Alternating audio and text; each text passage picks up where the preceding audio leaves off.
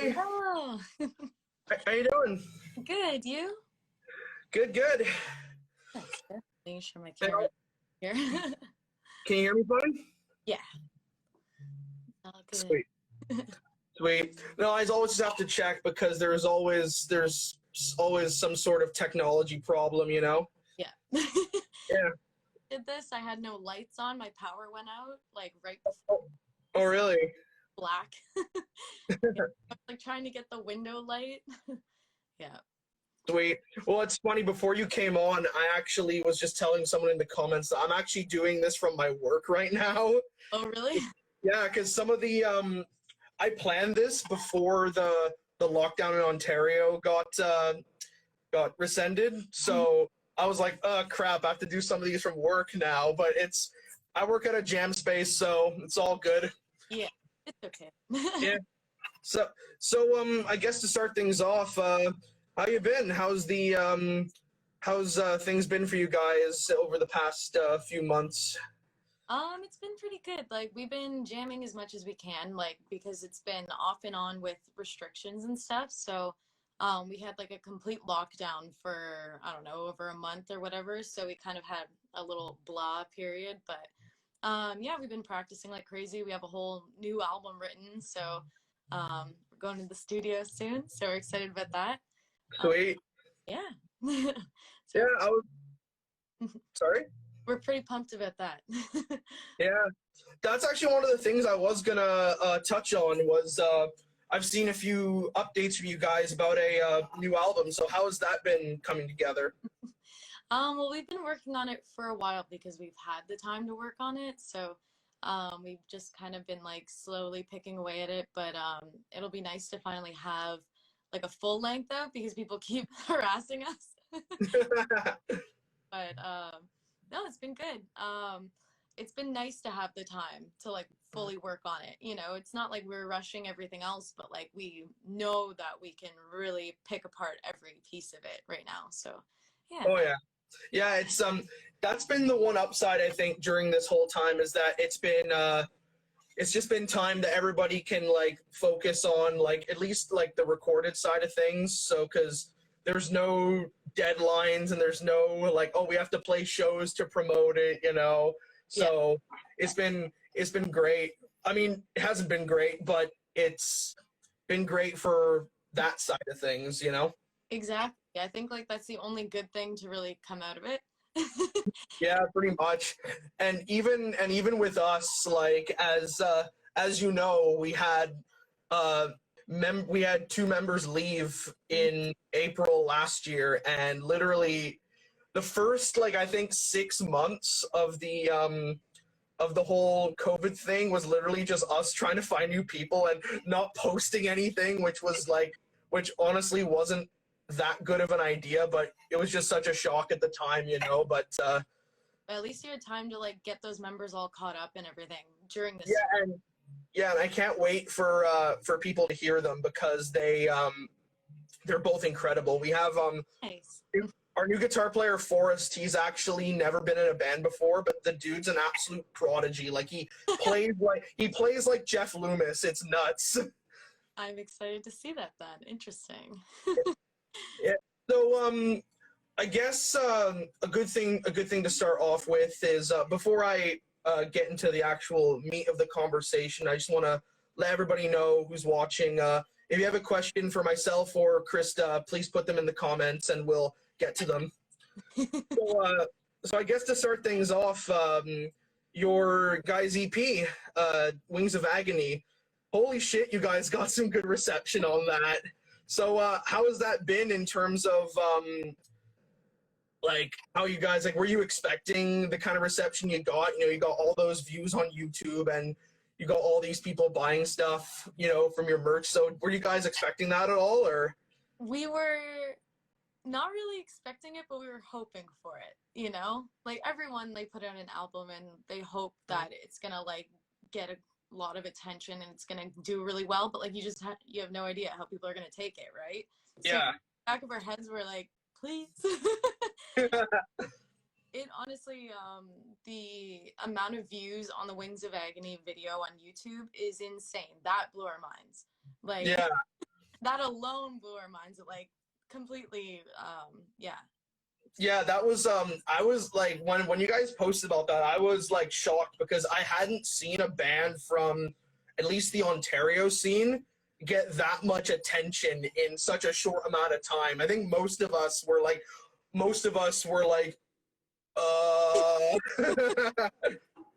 Yeah, I honestly I don't know, like I don't know where it came from. I don't know how we did it. I can never say. Like I don't know if it just got on like a really good momentum or something, but yeah, it just went over like a short period of time. And we noticed even if we were watching like Unleash the Archer videos or something, our video would come up next and stuff. Yeah. Of course. Oh yeah. It's funny you mentioned Unleash the Archers because the thing I was going to mention was one of the big things I noticed with you guys was John Asher obviously was doing the PR, which he was on the show last week actually. Yeah. And he and speaking of which, and this completely caught me by surprise to the point where I had to stop not stop the stream but stop the conversation because Grant from Unleash the Archers was in the comments. Oh. And he was like commenting and everything, and I'm like, whoa, John, wait, we have Grant from Unleash the Archers in the comments right now. That's funny. Yeah.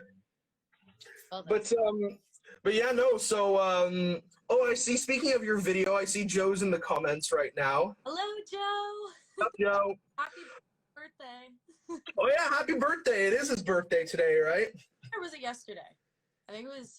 I think I don't know. Joe, go. I think it was today. Yeah, I think it was today. Either But way, my brain's all messed up. My time frame is just whacked right now. oh yeah, yeah. Well, you were saying that at the moment you are like under a pretty stressful job at the moment, eh? Yeah, well, I work on call at a hospital, so my schedule is just all over the place. Half the time, I don't know what day or time it is.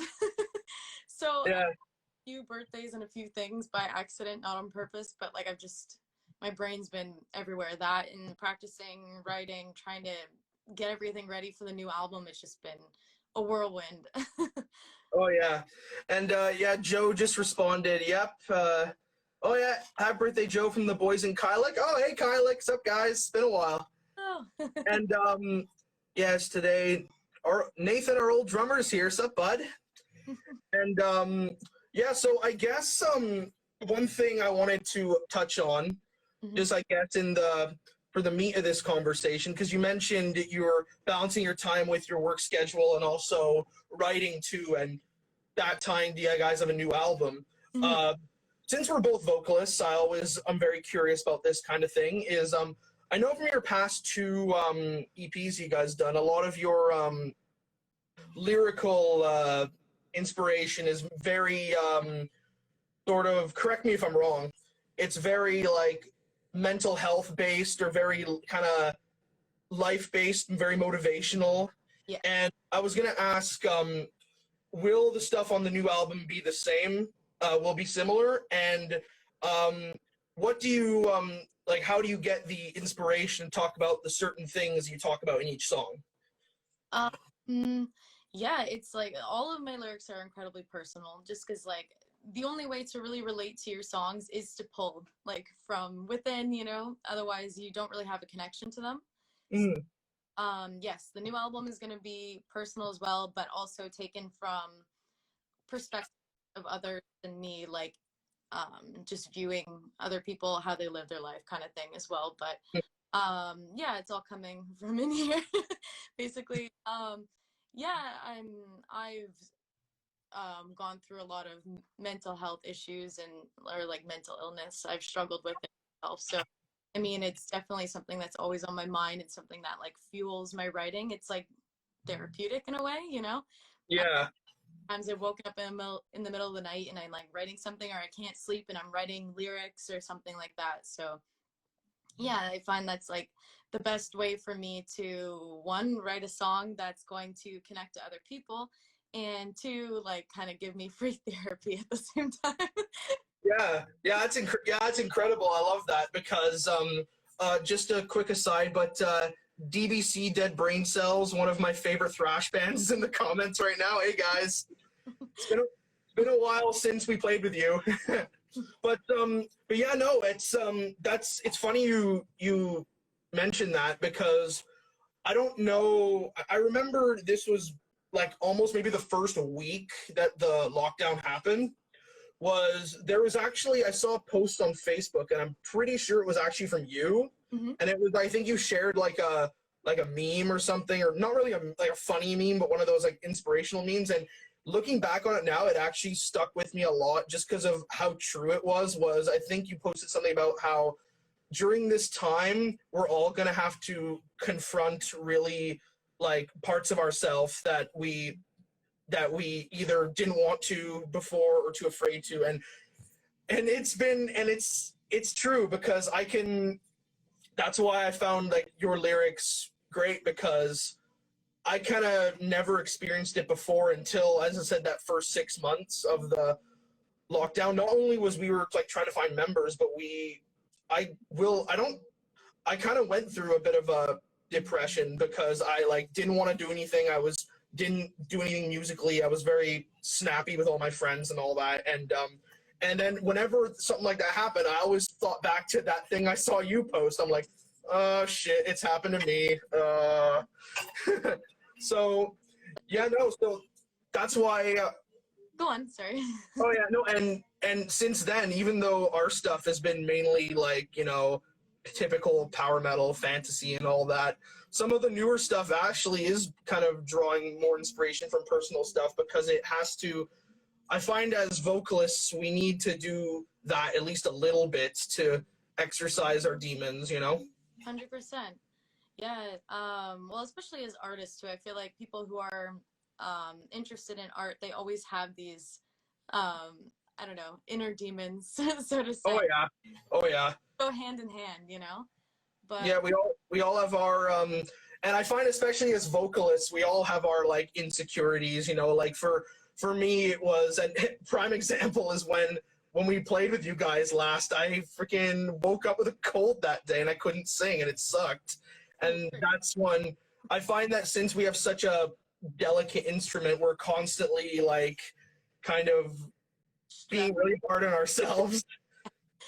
I'm honestly like, I think this has been the pandemic. It sucked really bad, obviously, but it's also given me a chance to be like, for a second, you know what I mean? Because we were just going.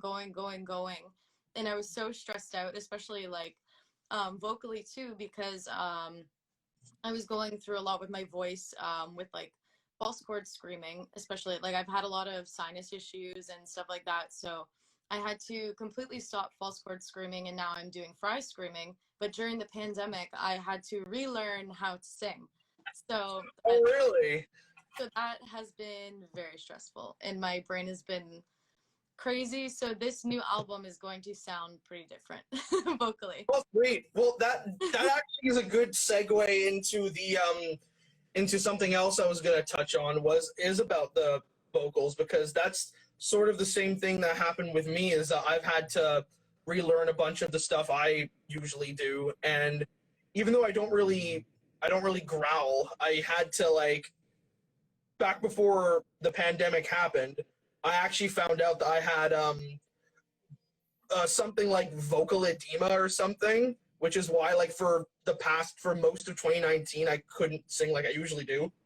And the one who actually helped me out with that was Mary Z, actually. And that's kind of when I figured out like how to relearn all the stuff that I was doing, plus some different stuff, which has been very interesting. But how's that been for you, for learning like fry screaming and all that? Because from what I've heard, that's like one of the most difficult things to do. Yep. Especially going from being a false chord screamer, because false chord screaming is very loud. It's takes a lot out of you. You're like blowing air very quickly. So to go from that technique to something where you're basically not holding your breath, but you're letting it go so slowly, and it's so much more quiet. It was a huge thing for me. It literally, it changed everything. And even in like my clean singing too, my placement, everything. absolutely changed, and it took me forever to try to like just grasp that technique, and that I didn't need to be so aggressive with it. You know, I think like because I was so used to being aggressive with everything I did, the false chord screaming, the belting, everything. And now it's like no effort. It sounds bad, but like it's definitely a more healthy technique for me because I'm pretty small. Also, Yeah. false chord screaming, and like yes, it's something women can do and everyone can do, but for me it just, with like the problems I was having, it just like was knocking the wind out of me every single time, you know? Yeah, and that's something I've been noticing a lot too with myself, because in terms of because I'm guessing what the with the technique I learned, I'm still getting used to it, because it's, I don't know if you get this, but for me it's like if I'm like trying to do if I'm trying to use breath support, a lot of times I'll feel like I want to faint because I'll get really lightheaded. Does that ever happen to you? Oh yeah, I have literally had times, especially with if I'm hitting a really high note and I haven't breathed properly, or when I was doing false chord screaming, I would have moments even on stage where my eyes would go black, and I would Oh, have to like really? so like nobody would notice, but I would be passing out in that time, or almost passing out. And yeah, it just happens, you know. It's like the adrenaline, and like you're forgetting to breathe, your mouth is dry, you're like Oh yeah, yeah. you know, And everything's crazy, like oh yeah, and especially like also for me when you have a guitar in your hand, it's also really tough too. But yeah, that's an extra. I've actually almost passed out on stage once too, but it was for a completely different reason though. It was Oh, no. we were opening for Power Glove, I think, and it was on the hottest day of the year of that year, and it was at Mavericks, and the AC was broken. Oh god, yeah, that would be Yeah, awesome. and because of that show, since Power Glove, the video game metal band, I decided to dress differently than I usually do. So I found these old armbands I had when I was a kid that were like, I think like from like WWE or something. And I'm like, oh, this is nerdy. All right, I'll wear this.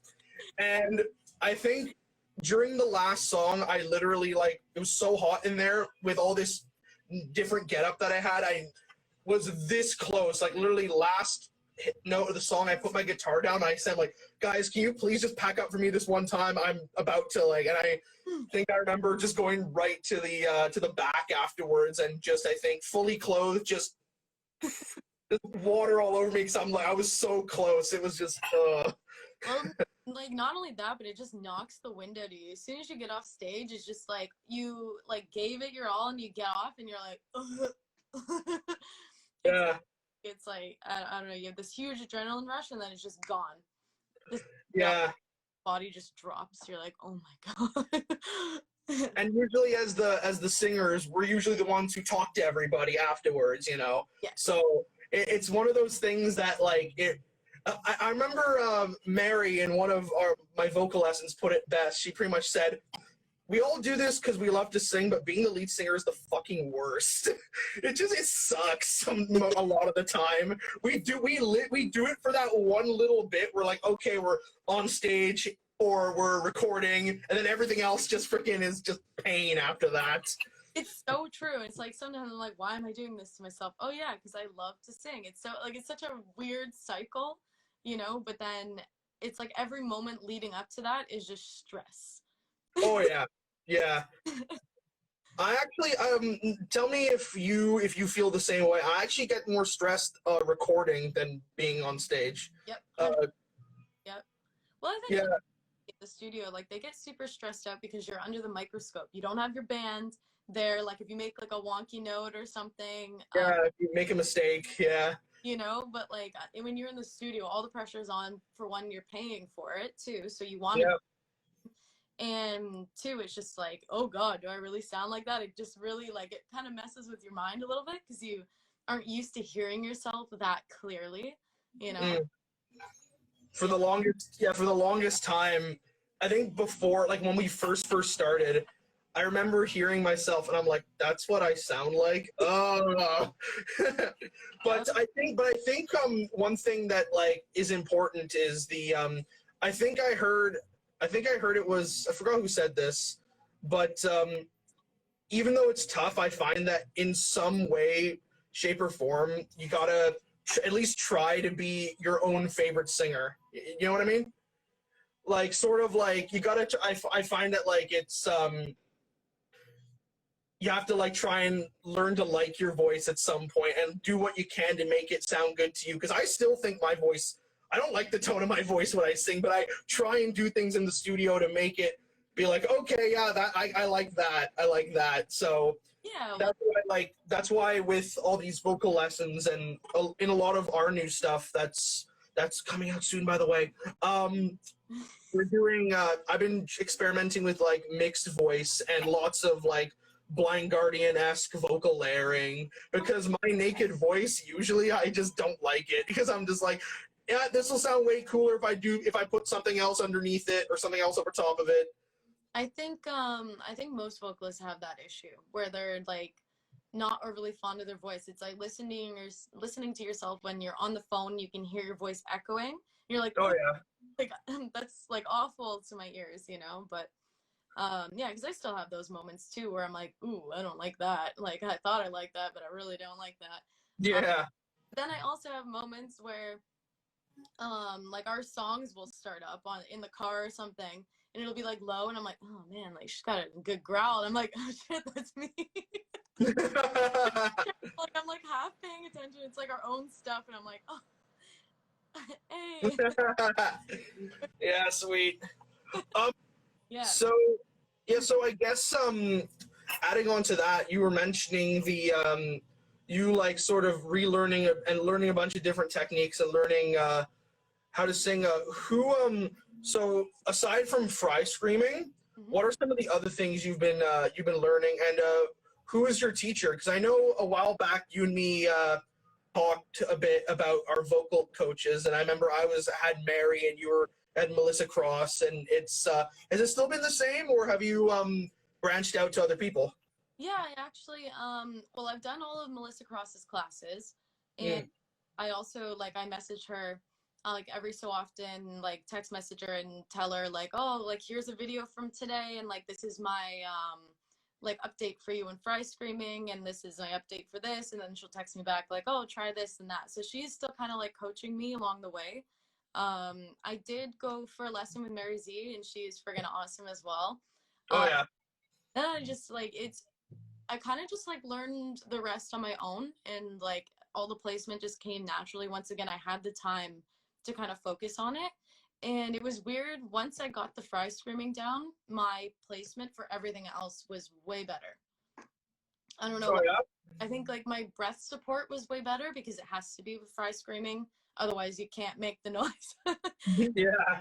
You're forced to have proper breathing. So, yeah, as soon as I did that, all like my higher notes and everything became way easier. Everything fell in place.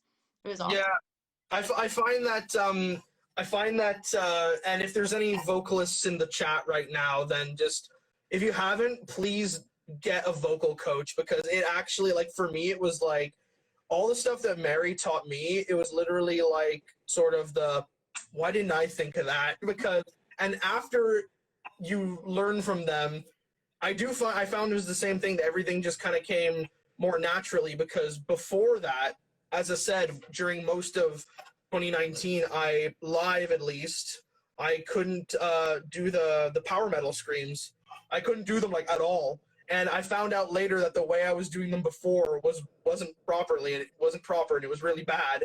Mm-hmm. And then when she showed me like, oh, this is how you do it, and this is how you do this, I was just like, this is so much easier. Why wasn't I doing this before?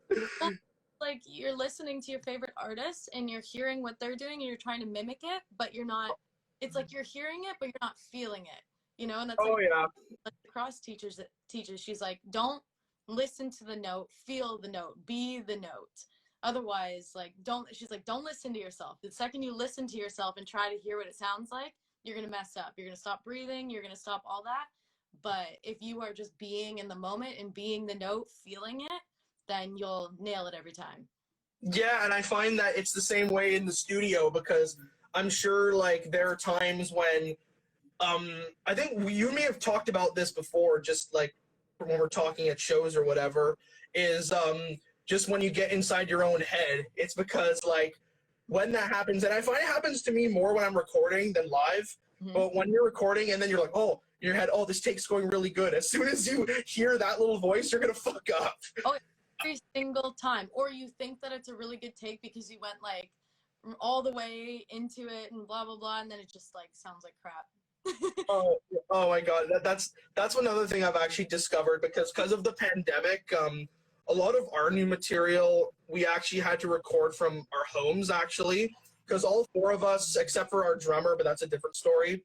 All of us have recording setups at home, and I did about for our new stuff that's coming out soon. We did I think I did about 60 or 70% of the vocals from home. Oh. Mainly because the old vocals I did, they sounded like shit because I still had that throat problem. And I was being like, oh, no, it'll be fine. It wasn't fine. So I did a lot of them from home. And there's so many times when I did a take and I was like, oh, this take was fucking amazing. And I go back to listen to it and it was shit.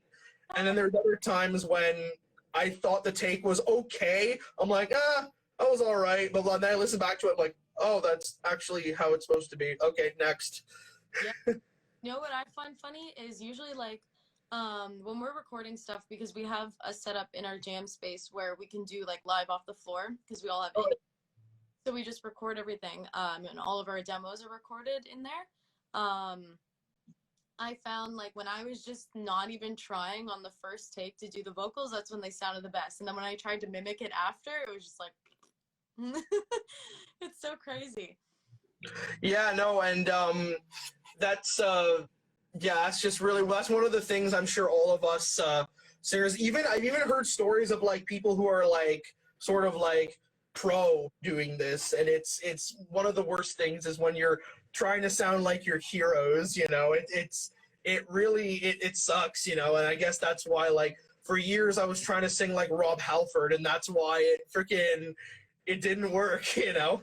You're hearing this screechy voice, and like what it sounds like is like, you know, and it's not actually made like that. He doesn't make the sound like, you know. Yeah, exactly. It blew my mind how many like how much just from going to a vocal coach, even for one lesson. Like I did a few, but just for one lesson, you're like, oh, all this stuff I was from before I was doing wrong.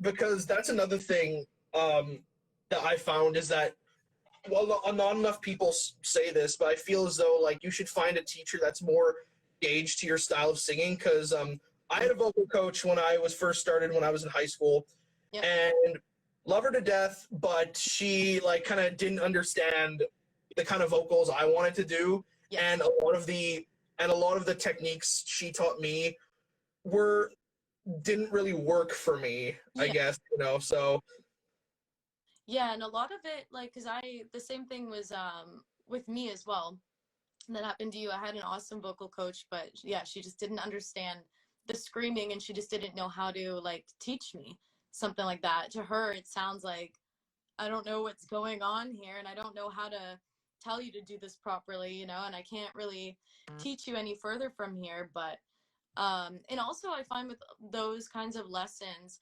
because they're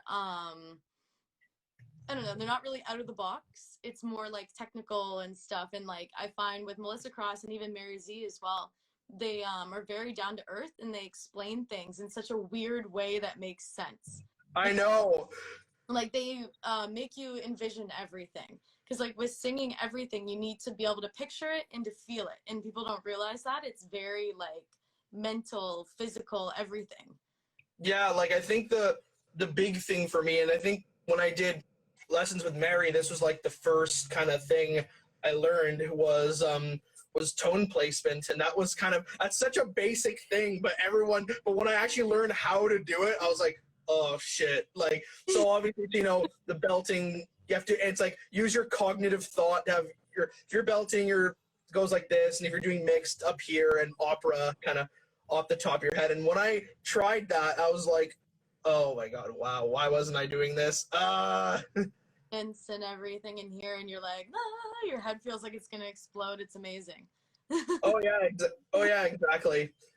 It's it was just really, really eye-opening. And for those of you who are watching right now, spoiler alert, I like to give a little teaser for who we're gonna have soon. But Mary Z will be on the show in soon. I think next week, maybe. Yeah, I'm pretty sure. That's so exciting. I will be Yeah. watching that. Oh yeah. It's been one of the things that's been really nice to do, and I won't spoil too much, but one thing that's been really nice to do on this show is that there's not only people like friends of mine like you who I like want to catch up with and see. There's a lot of people who I have, both big and small, who are they're just artists who I like what they're doing. Either there's someone like who I look up to, like tomorrow we're having Jack from Seven Spires on, or they're just people who I just like what they're doing musically, and it's been great. For sure. Yeah. Yeah. I would never, I'd be way too nervous to do any of that. So kudos to you. Oh, really? Socially awkward person. Even like now I'm like sitting here sweating like, don't say something stupid. oh, trust me. I've been doing the same too, and it's actually weirder for me because I'm the one asking. I'm kind of like the interviewer at the moment, so I'm kind of like, oh shit, what do I ask next? But yeah, no, it's honestly been it's been really good, and no, I'm very socially awkward too. I just hide it good. I just hide it well. Oh yeah. Actually, I thought of a good thing earlier because we were talking about like obviously playing on stage and all that, and I think this might be a bit fun. Is can you recall the first time you ever performed on stage, like singing? Yes. Well, in Lutharo or like in general, like in general. That would be, I would. Let's say both. Let's say both. Like both. So in general, it would have been, I don't know, probably like with a choir or something. I did, when I was younger, I was really into Phantom of the Opera. I was obsessed with Phantom of the Opera. It's amazing. So I sang a bunch of that, but I also sang in like, I don't know, random singing Christmas concerts and stuff. And I remember my first one ever, it was a Christmas concert and I was singing like Angels We Have Heard on High or something. I was like, I don't know, 8 or 9, and I was so nervous. Like you just hear this big like a gong. Oh yeah. The microphone. It was so sad. Yeah, that nervousness has not gone away. And with Lutharo, I remember it was at Club Absinthe in Hamilton. That was our first show, and I was like just pacing back and forth. Like people are trying to talk to me and like, oh hey, like are you excited? And I'm just like, don't talk to me. Don't even look at me until after the show, okay? Get in my zone. Even now I still do the same thing. I need to get in like a zone before I go on. Like usually like about an hour before kind of thing. I need to do my warm-ups. I need to be in my own little world, make sure like everything's set up, and then after the show it's fine. Everything's like weight lifted, you know. Yeah, that was kind of actually I had kind of the opposite problem with live shows because I was the guy who I just talked to everybody. So even before the show, I'm like, oh, I really shouldn't be doing this, but I would, because like I'm someone, and that's partially the reason why I'm also doing this series as well. It's just because I'm someone that I love to talk to people. I love to get like make new friends and get connections and all that. So at the show, usually for me, it's like when I'm not on stage, that's usually the mode that I'm in. It's like, oh, talk to as many people and see what you can. What kind of contacts you can get. That's kind of like my main thing. So, but I've found that like it's sort of a bit sacrificial because it's maybe a bit to my detriment because I'm like, oh, I shouldn't be talking this much before the show. Yeah, that's the thing with being a vocalist is like you kind of like you want to socialize with everyone and people come up to you constantly. Like for me at the merch table, I want to be socializing with as many people as I can, and I want to like hear what they thought of their performance and like just get to know people, you know. But it's hard when you need to save your voice, and it's loud in the venue, and you don't want to be yelling before and after the performance, especially on a tour, because you're not gonna have a voice by the end of the night, you know? Yeah. Well, show itself, the performance is like, I'm usually good. It's when I'm talking to people afterwards, that's when my voice starts to get hoarse. Yeah, I kind of find that's Talking, like, you're just like, ah! yeah, exactly. It's like the same thing as me. Yeah, same thing for me. It's just like afterwards. I think afterwards, and again, this is kind of probably to my detriment, but afterwards is actually when I talk to less people, because I'm just like I'm like I just sang I shouldn't like talk to people. I should save it, especially when you're obviously like playing multiple nights in a row. So I guess another thing to ask is, so before the pandemic, I remember like the show we played with you guys. You guys did a sort of a mini tour. How'd the rest of that go from what you remember, like the other dates? It was good, especially Montreal was amazing. Like it was like a really good turnout. We had like a lot of people with stuff to sign and stuff, and like we sold a lot of merch, and like people were just super enthusiastic. And then ended up doing an interview for a radio show that night too. So we were like all over the place, and that show was incredible. The Sunday night one, it was pretty good, but it was a Sunday night also. So, you know, Yeah. you never know with something like that. You could have a really good night in like a certain place where people will go out on a night like that, and sometimes it'll be meh, you know. Montreal was absolutely incredible. Yeah, Montreal is always good. I think we've played there, I think 3 times, and I remember I told this story when I was talking with Gaia Gawarda from Uriel, because she's we played with them when we went there last. It was like their album release show, and I told the story about, I'll just simplify it here, is the only time I've ever done this, I literally after the show went up and hugged the sound guy. because before I never ended up getting one because like our tour got canceled obviously because of COVID, but I was gonna invest in in-ears, but before I never had any. So I'd have to rely on the foldback speakers, and normally you can never hear shit with those. I don't miss it. And what happened was it was at the Petite campus, and the stage is really big. Like when we got there, we were surprised. We're like, holy shit, we can actually move around on here. And when we finished the set, I literally went up to the sound guy, hugged him, and said, dude, this was like the best sound I've heard. I heard everything loud and clear, nothing, the drums didn't overpower everything like they usually do, blah, blah, blah. And then I like made a few jokes. I'm like, man, I wish more sound guys were like you, man. And he's just standing there like trying to be, he's like, oh, thanks, dude. Okay, I'm just doing my job. Yeah, I'm just like, no, you don't understand how many shitty sound guys we've had. Yeah, well, especially like before I had in-ears, I don't know how I did it, honestly.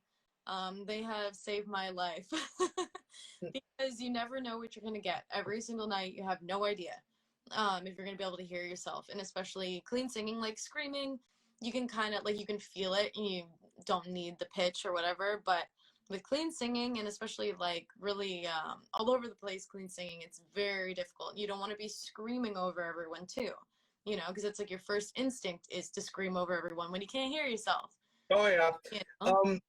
I'll quickly speaking of that, I'll quickly tell mine, and then I'll ask you the same thing. It was like, what was your big any big like on stage like horror stories in terms of like singing? Because I'll start with mine, because mine is actually what caused, I kid you not, it's actually what caused the throat problem I had. Oh no. We played in Toronto on that, you know, that rock the boat thing, that thing that Karina Davey used to do. Yeah, we played on that, and they for the first song the PA wasn't even turned on, because we did the sound check and it sounded fine, and then they connected the PA into like the, you know, that this is your captain speaking, like they connected it into those, and suddenly the sound just got horrible. And then that show, I'm singing my ass off in the first song. I'm like trying to overcompensate. First song ends, I literally like, because you know it's on a boat, so people are like this close to your face. Yeah. So I lean over to the guy and I just say, "Hey, dude, did you hear anything?" He goes, "I couldn't hear anything." Like, So that show is kind of what caused it. So I think that was probably the worst show vocally. So do you have any onstage kind of vocal horror stories at all, or? I would say probably singing the wrong lyrics. Oh yeah, we've all been there. I forget, like, there was one time we were about to start Temple the Dam, and until the very last second, I could not remember how the song started. You know, Oh really? what are the first lyrics? Oh my god, oh my god, oh my god. I was like, and then it just like came out. It was just like in complete panic. But yeah, those are probably my biggest horror stories, of just forgetting the lyrics on stage, or passing out, or whatever, and my hair getting caught in one of the headstocks, or you know. Oh yeah, that's I think that's happened to most of us. But I think for me it's sort of the opposite. Like, not hair getting caught in the headstock, but there's been many times where I've hit members with my headstock in the face during a show. Oh yeah, that I feel like I've probably punched Victor with the microphone a few times. Just went bah! Like right in the, you know. I think my favorite one was when this was actually in Hamilton. This is actually before I met you, but I met Vic because we only played in Hamilton once, and he happened to be there. And that's when I first met him. And at that show, I had my V, and I literally, at the very last note of the last song, boom, and I hit our guitar player at the time right here between the eyes, and he got a little red mark there for the rest of the shows that we were doing. And it was hilarious, but it was like the perfect timing, the perfect spot. It was just the way, especially at the small stages too. Like, you have to be so aware of everything that's going on. Like, you can't just relax when you're up there. You're like headbanging. You're like, okay, where's Victor right now? Where's John? Okay, am I gonna get hit in the face? No. Okay, I can move. Oh yeah, it's the same thing, especially when all the guys, when like all three of us have guitars in our hands too. So it's just like, okay, if I move, because like I love to move around on stage, so I'm someone where I'm like not only like worried about hitting someone in the face, but worried about like, because I think this might have happened once or twice, is instruments hitting instruments. Yes, and then you knock him out of tune. Oh god, yeah. Times where I punched his guitar and it's gone out of tune. You just like, are you kidding me? just so mad. Just yeah. All right, so it's 8:15, so we'll go for another 15 minutes. So I guess again, just if anybody watching has any questions for either of us, let us know. And I guess a good way to end this is obviously with all the new stuff you guys have been releasing, the EPs and all that, there's obviously a lot of young vocalists who like look up to someone like you. So do you have any advice for anybody watching right now who's wanting to do, like, be a vocalist or be a vocalist maybe specifically in a band? Do you have any advice for our viewers at all? Just keep going, just keep pushing, you know, because like there's so many times where you just want to quit because it's so hard, and you just got to keep going. I remember when I was younger, just wanting to be a singer so bad, wanting to be in a band so bad, and just not knowing where to start, not knowing how to do it. And then like I would be like running on the treadmill or something, and just like envisioning myself on the stage and all this stuff. And then one day I was running and I was like, wow, that's me. Finally, I am that person. But you just got to keep pushing. Don't let somebody tell you you're not going to make it. Don't let anybody influence your decision. Just keep pushing. Because I don't know how many times I've had people say, well, like, you're not good enough. Or like, even like my parents have been super supportive, but they're always just like, well, you should probably go to school or do something. You can't rely on this. And I'm like, yeah, but you realize this is end game for me. You know, there's nothing else in my life that I want to do. So if you have that vision, just keep going. because like it's better to just do it and try and fail than to not start it at all, you know? Wonder what could have been, which is even worse. Exactly. And then you're older and you're like, oh, like maybe if I would have tried, I would have succeeded. Even now, I'm just happy to be up on stage playing small shows. I'm like, I am doing exactly what I love. Even if this doesn't go to be a huge thing, I am still doing what I've always wanted to do. I'm up on stage singing. And that's like, and that's really good advice, because that is something that a lot of people need to hear, because I think every singer, because I can definitely relate to a lot of the stuff you're saying, that you'll always have those people who they'll like tell you you're gonna fail or whatever, and it's the same thing with my parents. Like, my parents were very supportive from day one, but they are always kind of wondering, like, is he gonna get a real job? Like, yeah. one of my favorite stories is actually, so my grandmother, my parents are British, my dad is, and my grandmother and my uncle came over for 1 year for Christmas, and we had just gone out of the studio. I was showing my uncle, he's the guy who got me into metal, fun fact. I was showing him, hey, look at this guitar solo I did in one of the songs, like, our engineer filmed it or whatever.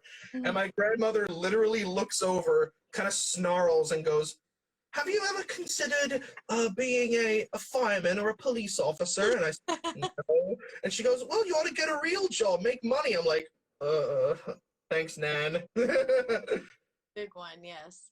Yeah, no, you just got to keep pushing, especially like now, like female vocalists, it's becoming a bigger thing and it's more normalized. But yeah. I find, like, even when I first started, I was the only girl at every show. I feel like sometimes I am still the only girl in the band, you know what I mean? So that's an even bigger target on your back for people to be like, oh, you suck.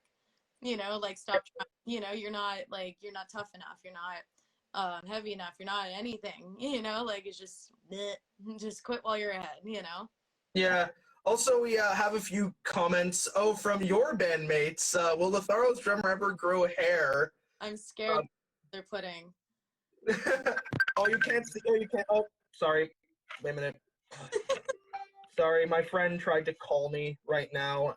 I already told all of them that I was doing this. But yeah, no, like I said, I totally get it, because it's really cool that a lot of the chicks in metal are getting more normalized, because I don't know about you, but a lot of my favorite current singers in metal are women. Yep. Like, I could name like Adrian Cowan and Brittany Slays and stuff like Floor Jansen, you know. So and I find that it's really great that a lot of them are almost to the point, like in the case of people like Floor Jansen or Tatiana from Ginger, that they're getting so, like, almost to the point where they're overpassing some of the guys in terms of like praise. Yeah. Which is really cool, I find. Yeah, it's like a big 180 what it was, you know? Yeah. Yeah. Is there something wrong with your audio? It just went kind of down. Let me see. Is it okay now? Let me see. Oh, wait. That was me. Okay. Yeah, that was me. Like Rev here. Sorry. No, there we go. Hello. Yeah. Women's vocal range are more diverse. Yes, I would say so in certain circumstances. Oh, yeah. You got people like Rob Halford, too. Can you imagine him ever screaming? Because he can hit some, like, his low notes are pretty insane, too. Can you imagine doing false chord screaming or something? It would be pretty intense. There is talk of Rob Halford doing a black metal album with Ishan from Emperor, so I'm wondering how that'll turn out. Yeah, I've heard, like, little things here and there about that. Yeah, but yeah, no, but that's one thing I've actually found too, and this is I find pretty hilarious, is that in a lot of times, because we were talking earlier about how, like, oh, like, you shouldn't try to like mimic your favorite singers and all. That's one thing that the main thing I'm guilty of, and it's really bad, is since a lot of these newer singers that I'm really into are women, I'm actually trying to sing some of these songs myself. And sometimes I can, but most of the time I can't. And I'm just like, oh, why can't I sing this? And like whoever I'm with, like my mom or whoever, she's like, she's a woman. She can naturally sing higher than you. Like, I know. You know? Sorry? You know? Because she's probably a soprano. Yeah. Like, it's one of these things where secretly being someone who plays power metal, I'm like, oh, I want to sing as high as possible. I don't care. But it even reminded me of we had a recording session for one of our new songs where we had a choir in, and they had the lead. It wasn't the whole choir, but they had the lead soprano there. And when they were singing the parts, I literally went up to her afterwards. I grabbed something. I said, it was like something made of glass. I said, here, break this. I want you to break this right now. Do it. I wish. That'd be pretty intense. Yeah, for sure. Let's see if there's anything else in the... I love Elton John. Who doesn't like Elton John? I see all your bandmates are just being... Wait, can you see the comments on your side? Yes, and I'm trying to ignore them though. Some of them are actually pretty hilarious. Bro, I'm like... Yeah. Oh, yes. Everything right there, like... trying to make me laugh. There's like, how are we gonna fuck with Krista during the live stream? Yeah. In any way possible, always. Oh yeah. Gee, who else is there? See, I'm actually just trying to think of stuff because we have a few minutes left and I've already run out of all the stuff I wanted to ask you. Oh man. Hey, Black Absinthe, what's up? Hello. Oh my god. Oh, geez. Embarrassing. Like, you should just block them off this chat. No, actually, I'm actually having a lot of fun. I'm actually having a lot of fun seeing this. Hi, Jess. Oh, here we go. We have a legit question. I don't have to think of one now. Favorite quarantine songs? What do you mean by that? Was it bands we've been getting into? Oh. Okay, so we have two, so I guess we'll start with that one. And so what bands have you discovered during this time that you've fell in love with? There's been a few. Well, Ginger's always been. Yeah, of course. Of course, I listen to them constantly. I would say Parasite Inc. I love them from, it's like melodic death metal from Germany. And I have been really obsessed with Wardruna lately. Like, oh yeah, sweet. Why? Like, just when I'm done working out, I stretch. So I usually stretch with Wardruna on, and I also do like my vocal breathing exercises and like warm-ups and stuff with Wardruna on, or meditate with them. I don't know what the deal is there, but yeah, Wardruna for some reason. Yeah, and for me, I have two that I always say, and the first one that I will show the absolute nerd that I am is Haken, actually, because I love prog, I love Dream Theater and all that, and I listened to them and I just thought, like, some of the stuff that they play is legitimately, like, groundbreaking in terms of, like, I've never heard a metal band do some of this stuff. Like, they'll play, like, there's one song that if whoever asked the question, if you want to check out, is called Cockroach King. And it's literally like the anti-Bohemian Rhapsody, because the music video is exactly the same. They're like kind of doing the whole Queen thing. The only difference is that it's a lot of the key it's in is really like minor. A lot of the chords are very dissonant, and instead of it's the band that's actually puppets. They have like puppets in the video. It's like the song is literally the anti-Bohemian Rhapsody. It's like, okay, let's take Bohemian Rhapsody and make it really dark and fucked up.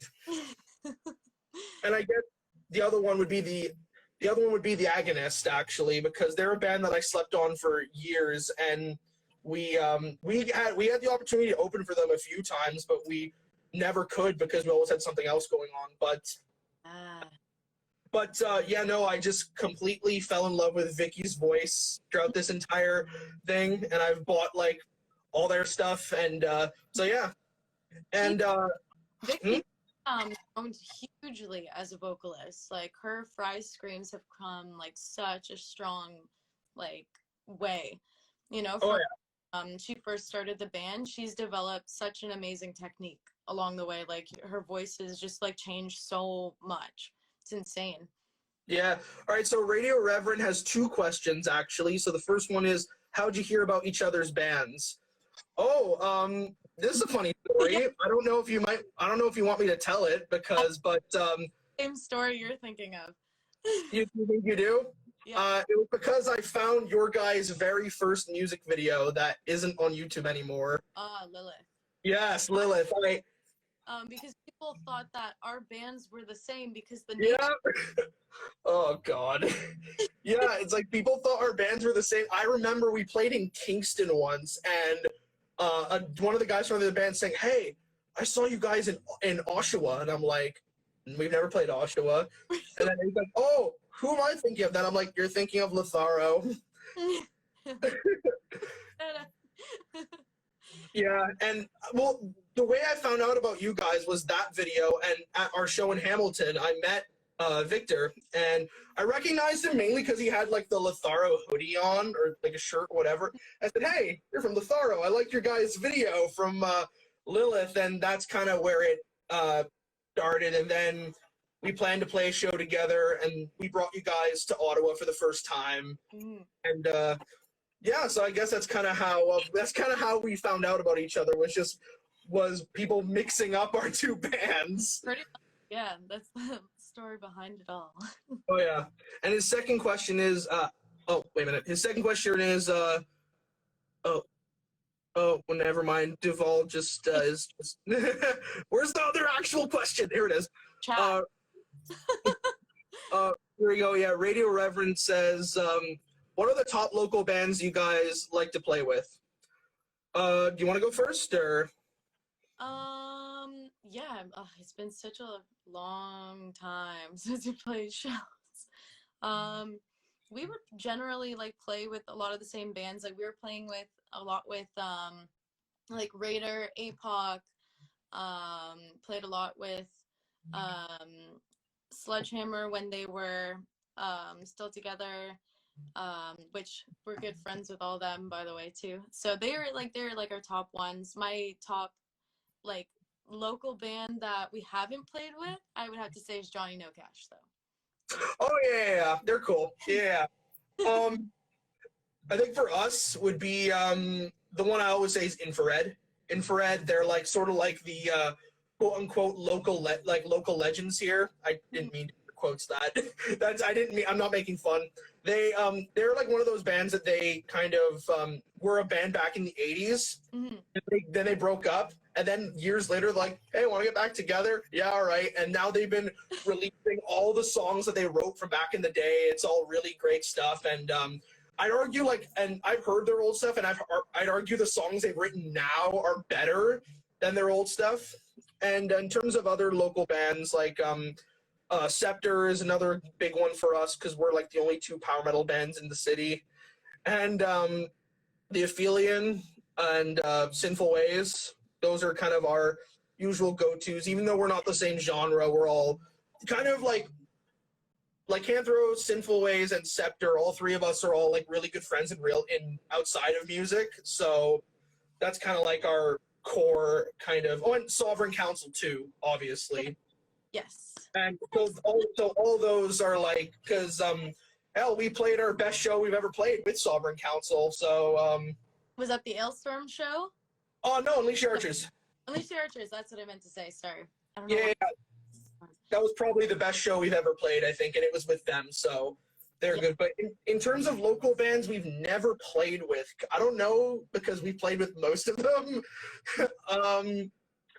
Shit. Oh, I know. They're not. I don't know if they're really a band anymore. But if you guys want to check out Shock were a really great Ottawa local band, and we were supposed to like. They hadn't been a band for a while. They had like a brief reunion, and then they stopped again. Mm-hmm. And then but they're kind of the one band that we've been meaning to play with, but we haven't for whatever reason. So nice. cool. So before we okay, all right. So it's 8:30 now. I guess I'll call it for now. But thank you so much for being on the show, Krista. It was great. Thank you. It was fun. So I'll just do the little sign off. So so follow Lutharo, follow Krista, follow us at Lycanthro Metal, and tune in on Friday because we're gonna have Jack Costo from Seven Spires on the show. So yeah, so thanks for coming, Krista. Good to see you again. You too. Thank you. No problem. All right. See you, everyone. See you guys.